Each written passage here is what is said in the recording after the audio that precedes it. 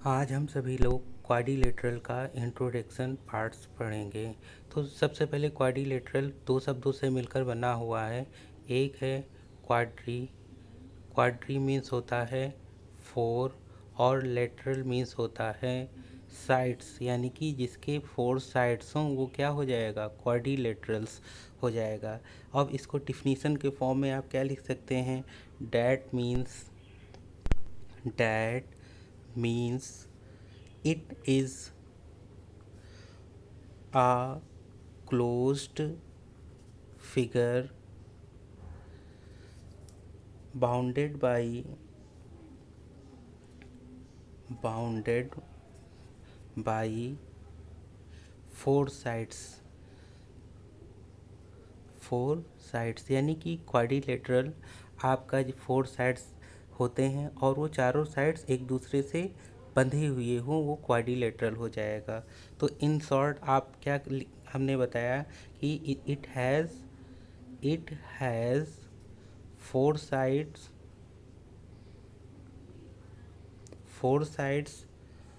और अब देखिए, जैसे क्वाड्रिलेटरल का हमने एक फिगर बनाया, हमने कहा बाउंडेड फोर साइड से बने होते हैं, तो मान इसका एक नाम हमने पी क्यू आर और एस मान लिया। अब देखिए इसके 1 2 3 4 साइड से ये बाउंड हैं, तो ये फोर साइड्स हैं और इसमें फोर एंगल्स होते हैं, 1 2 3 4 एंगल होते हैं।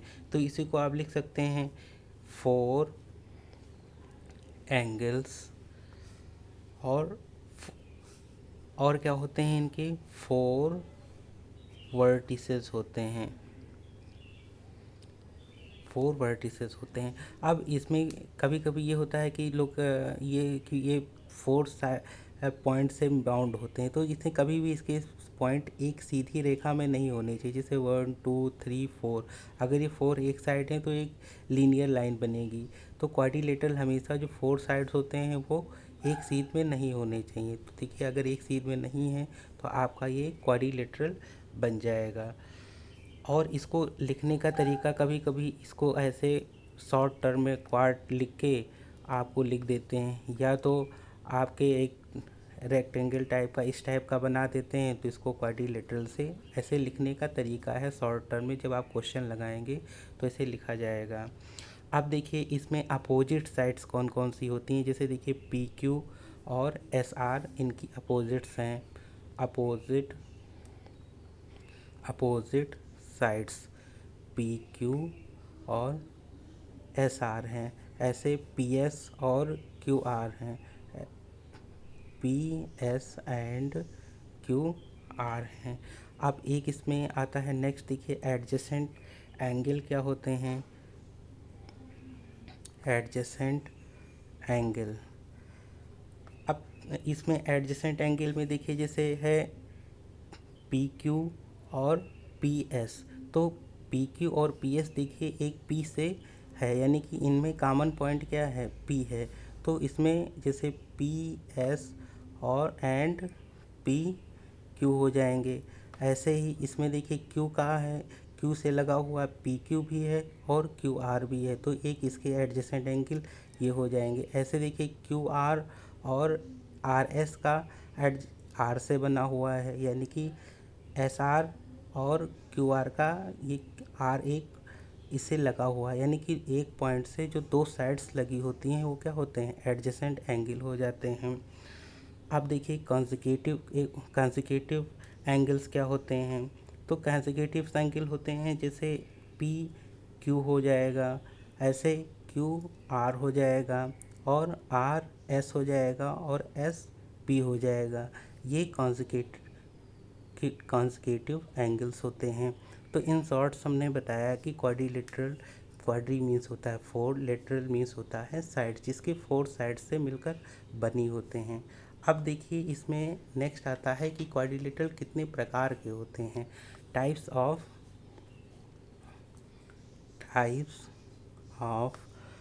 क्वाड्रिलेटरल।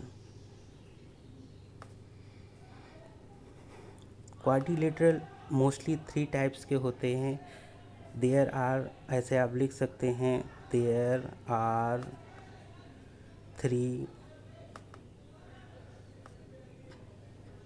Types of quadrilateral. पहला होता है आपका पैरेललोग्राम, सेकंड होता है ट्रेपेजियम और थर्ड होता है काइट। तो पहले टाइप्स में हम पैरेललोग्राम के बारे में पढ़ते हैं। हेडिंग डाल लीजिए पैरेललोग्राम।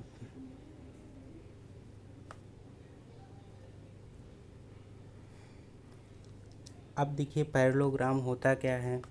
सबसे पहले हमने एक फिगर के माध्यम से आपको, और इसकी नेमिंग कर लीजिए, ये पी क्यू आर और एस है।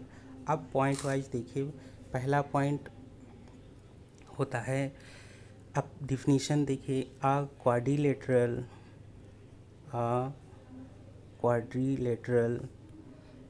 Is a parallelogram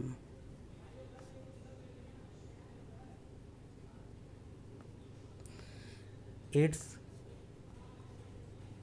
opposite angle are equal। अब कोई भी क्वाड्रिलेटरल पैरेललोग्राम कब होगा, जब इसके अपोजिट एंगल्स क्या होंगे, इक्वल होंगे। अपोजिट एंगल इसमें देखिए क्या है, P and Q, P and R और Q एंड S। तो यानी कि क्वाड्रिलेटरल की ये जो हमने शुरुआत में बताया, ये तो सारे पार्ट्स इसको करेंगे। इसमें पैरेललोग्राम में फर्स्ट पॉइंट ये आपका आ जाएगा कि जिसके अपोजिट एंगल क्या हों, इक्वल हों। सेकंड क्या होगा, देखिए, its opposite sides are equal. अब इसके देखिए अपोजिट साइड्स इक्वल हो। अपोजिट साइड्स में देखिए क्या हो जाएगा, पी क्यू और एस आर, यानी कि P Q equal S R and P S equal Q R के हो जाए, P S equal Q R के हो जाए। तो ये सेकंड इसकी कंडीशन है कि इसकी अपोजिट साइड्स क्या हो, इक्वल हो जाए।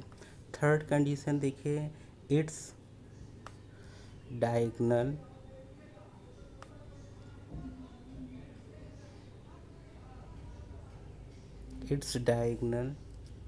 bisect each other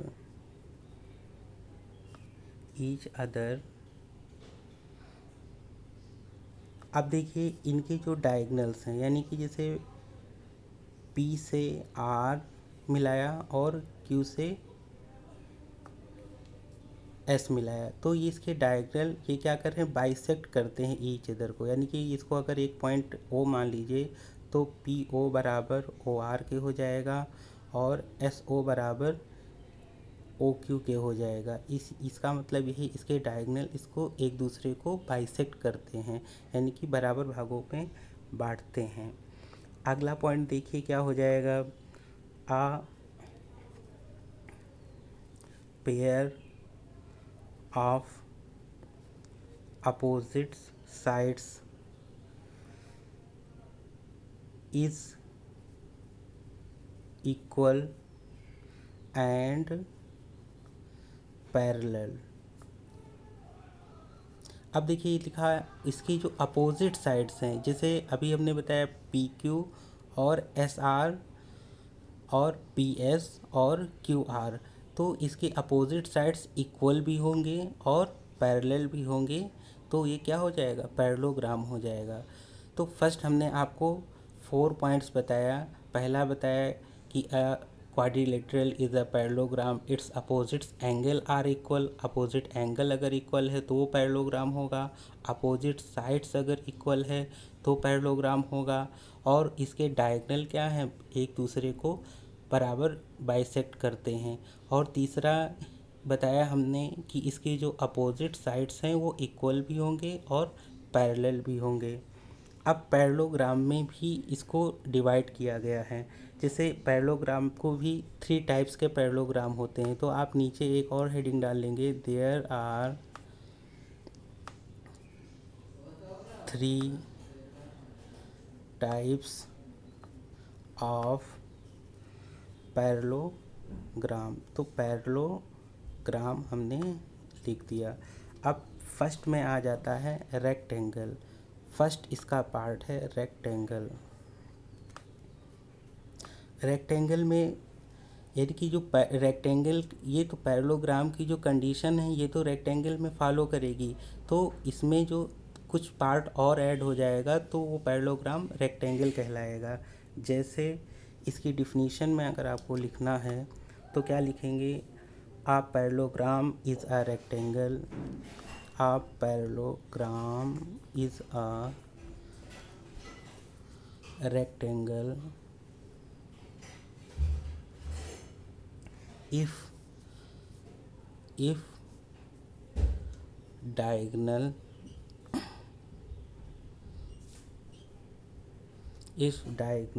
are equal। और सेकेंड पॉइंट्स में क्या हो जाएगा? Each angle is 90 degree. तो जो रेक्टेंगल होता है वो पैरेललोग्राम की सारी कंडीशन फुलफ़िल करता है जो हमने ऊपर फोर पॉइंट्स हमने बताया है। लेकिन इसमें एडिशनल अगर पैरेललोग्राम में 2 पॉइंट्स अगर ऐड हो जाए कि डायगोनल्स आर इक्वल और इसकी ईच एंगल 90 डिग्री के अगर हो जाए किसी पैरेललोग्राम के, तो आपका क्या कहलाता है? रेक्टेंगल कहलाता है। जैसे देखिए इसको हमने नाम दे दिया ABCD दे दिया, तो angle A, angle B, angle C, angle D अगर ये 90 डिग्री के हो जाएं, एंगल ए बराबर angle B is equal to angle C is equal to angle D is 90 degree. और हमने बताया इसके जो डायगोनल हों वो क्या हों? इक्वल हो जाएं। इट मीन्स ये AC और DB, तो ये क्या हो जाएगा? रेक्टेंगल हो जाएगा। यानी पैरेललोग्राम में एक टाइप से एक रेक्टेंगल का हो जाएगा। ऐसे ही सेकंड हम देखते हैं, इसी में स्क्वायर का आता है।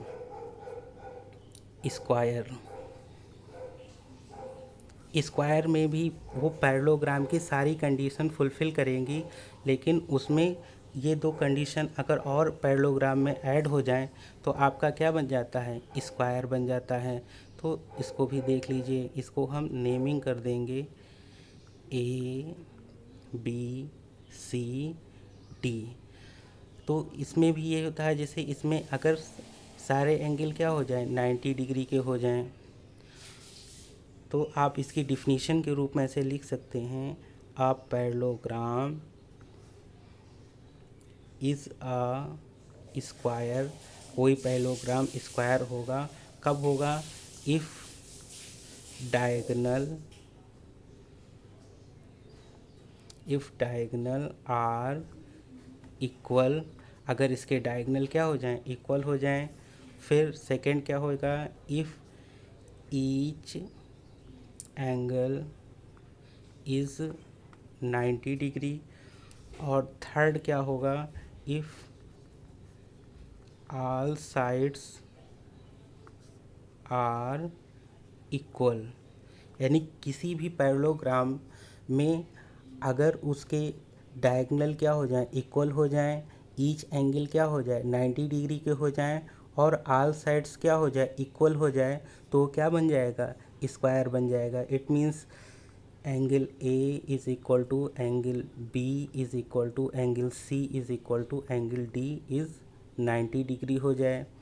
AB is equal to BC is equal to CD is equal to DA हो जाए, तो ये क्या हो जाएगा? आपका स्क्वायर बन जाएगा। एक स्क्वायर में पैरेललोग्राम की सारी कंडीशन पहले से ही होती हैं, जो आपको हमने शुरुआत में 4 पॉइंट्स बताए थे।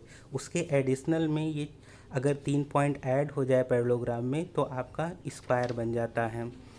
थर्ड देखिए, इसी पैरेललोग्राम का जो थर्ड होता है उसे हम रोम्बस बोलते हैं। रोम्बस, और इसमें भी इसको फिगर के माध्यम से समझेंगे। ABCD हो जाएगा। तो इसमें भी कैसे डिफिनीशन लिखिए, कैसे हो जाएगा? अ parallelogram is a rhombus if its diagonal bisects each other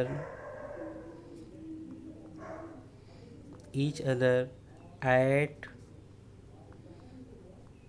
right angle and all sides are equal। अब एक पैरेललोग्राम रोम्बस कब होगा? जब इसके डायगोनल एक दूसरे को 90 डिग्री पर बाइसेक्ट करेंगे। जैसे कि हमने इसका डायगोनल बनाया, तो ये जो डायगोनल होगा ये भी इसके 90 डिग्री पर बाइसेक्ट करेगा, यानी कि ये 90 डिग्री पर बाइसेक्ट कर रहे हैं। आपको अभी हमने जब स्क्वायर बताया था, तो स्क्वायर में भी डायगोनल आपके 90 डिग्री पर बाइसेक्ट करते हैं, और लेकिन स्क्वायर और रोम्बस में डिफरेंस क्या होता है? इसकी जो एंगल होते हैं, यानी कि साइड्स के एंगल होते हैं, इसमें देखिए 90 डिग्री के होते हैं, लेकिन रोम्बस में ऐसा नहीं होता है। तो इससे बड़ा कन्फ्यूज़न होता है कि रोम्बस के डायगोनल और स्क्वायर के डायगोनल सेम होते हैं, तो कभी कभी ऐसे छोटे छोटे कन्फ्यूज़न हो जाते हैं। अब देखिए, ये रहा आपका पैरेललोग्राम के 3 टाइप्स। अब आपका जो क्वाड्रिलेटरल है, उसमें आपको सेकंड जो होता है ट्रेपेजियम होता है। अब ट्रेपेजियम को हम समझेंगे। ट्रेपेजियम सबसे पहले फिगर बनाएंगे, उसी के माध्यम से इसको नेमिंग कर लीजिए, A, B, C और D हो जाएगा। तो इसमें क्या हो जाएगा? इसकी definition, a quadrilateral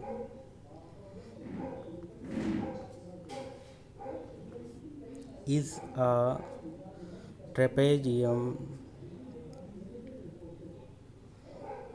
if one pair of opposite sides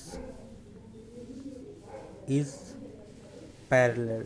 अगर कोई भी क्वाड्रिलेटरल ट्रेपेजियम होगा कब? जब उसका एक जो पेयर है उसके अपोजिट साइड्स क्या हो जाएंगे?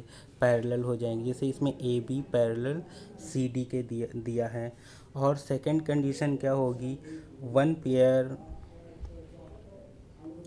Pair of opposite sides is non parallel. और दूसरी क्या है? इसकी जो दूसरी अपोजिट साइड से, जैसे इसमें ए डी और बी सी है, ये क्या हो? पैरेलल ना हो, तो ये क्या हो जाएगा? ट्रेपेजियम हो जाएगा। ऐसे ही क्वाड्रिलेटरल का जो थर्ड टाइप्स होता है, उसे हम क्या बोलते हैं? काइट। अब काइट को भी हम समझते हैं क्या होता है। इसको भी नाम ले लेते हैं, ए बी सी और डी होता है। तो काइट में भी ऐसे इसकी डिफिनीशन पहले लिखेंगे, क्या? A quadrilateral is kite if. अगर कोई भी क्वाड्रिलेटरल काइट कब होगा?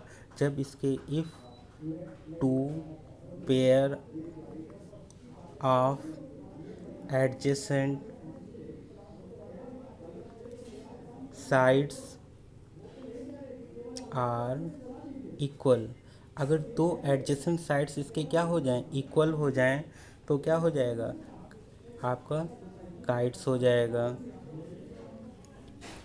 अब देखिए सेकंड जो फर्स्ट ये कंडीशन, सेकंड कंडीशन ये होती है, two pair of opposite sides R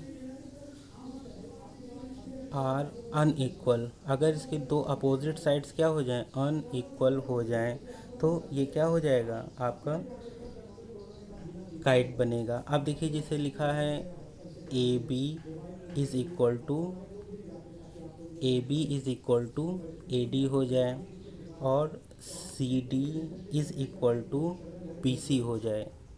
A B और सी डी बराबर हो जाए, और A B is not equal to C D हो जाए, और ए डी, अब देखिए A B is not equal to C D के हो जाए, और ऐसे ही A D is not equal to B C के हो जाए, तो ये आपका काइट हो जाएगा। ये आपका क्वाड्रिलेटरल का इंट्रोडक्शन पार्ट्स है। Thank you.